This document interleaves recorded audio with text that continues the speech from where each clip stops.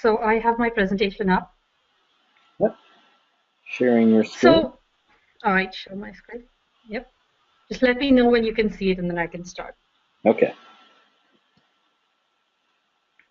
Is it up? Not yet. All right. Thanks, Scott, for giving me this opportunity to be second and kind of follow up on what Ben just talked about. So I'm going to actually talk about this issue of equitable water governance, but bringing my perspective, which is that of a natural scientist, which I realize is an odd one out on this panel, and kind of draw on what he said about the infrastructure kind of focus that is there in a lot of places, and kind of move more towards discourse, but then try to bring back some of the hidden science linkages in those discourses. So the basic argument I'm going to make is basically that if you really want to move towards equitable water governance, then you really need to be accounting for biophysical, technopolitical, sociocultural, and economic factors.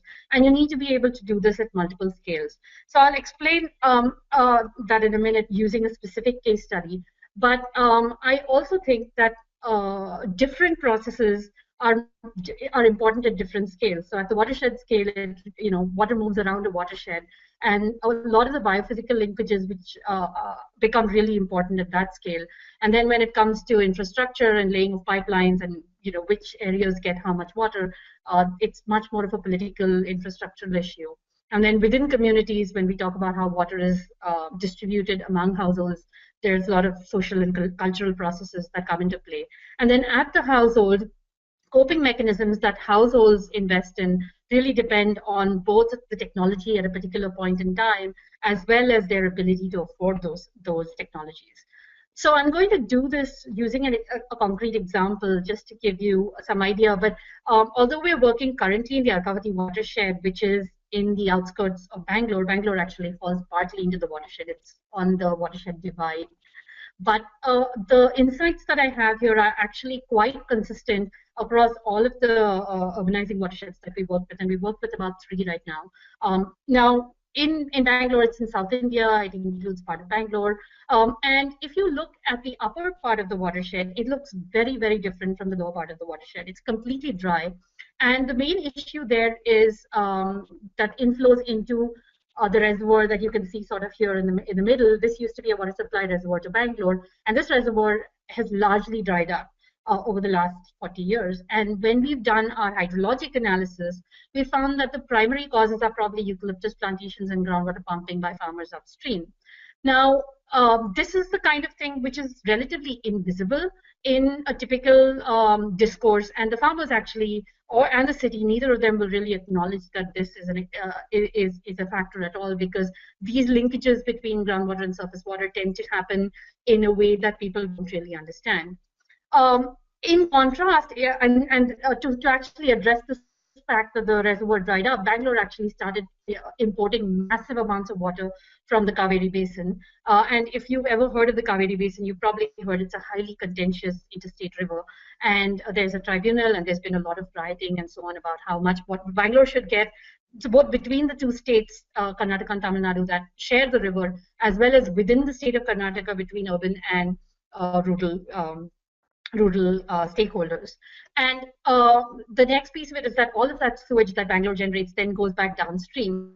So if you go downstream of Bangalore, it looks completely different from what the upstream area looks like. It's basically a lot of polluted sewage that farmers, and I would use quote-unquote nutrient-rich sewage, which also carries heavy metals and industrial effluent with it. And that's basically used by farmers, and who are positively delighted to get it, because they know that it's much better to have some water than none at all. And a lot of the serious health implications are again hidden, just like the groundwater surface water linkages were hidden upstream. And so I think that there's a lot of inequity that comes embedded in these biophysical linkages at the watershed scale, which often are completely missed in the discourses around water equity. Now, within, if you just look at within, so that was at the watershed scale. So moving one scale down, looking at how cities get water as well as towns, there's lots of inequity observable both between Bangalore and the peri-urban areas. And so the blue dots in this map are actually small towns. The blue arrow here shows the water coming from the Kaveri River. And it basically, the small towns that fall along the route get water. None of these villages get water. The two blue stars are industrial estates. And so basically the water goes, these two towns get a little bit of water. The industrial estates get water supply from this imported water. And these two towns, which are hardly 15 kilometers or 20 kilometers from this industrial estate, get nothing. They're completely groundwater dependent, and they are very, very low water sufficiency in terms of liters per capita per day. They are at half or a third of what Bangalore is. So there's this big inequity which happens across towns, and within Bangalore too, the central part of Bangalore, this is the percentage of households that have access to this imported water supply. The central part of Bangalore gets the lion's share of the imported water. So you again have these locational differences, which are dictated to some extent by history and growth of the city, but they also tend to grandfather in, because if Bangalore can't get any more new water, then all of that water is basically captured by the older part of the city, and the rapidly growing peri-urban area gets nothing.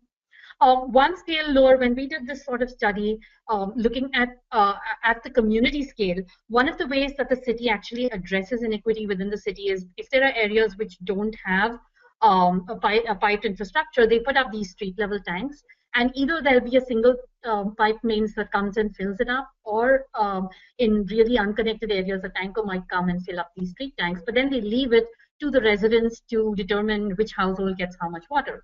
Now, when we actually interviewed some residents at the community level, we found they had all kinds of community norms about which household was allowed how much. And daughters in the family, if they got married and came back to their parents' house, married daughters would get less than married sons.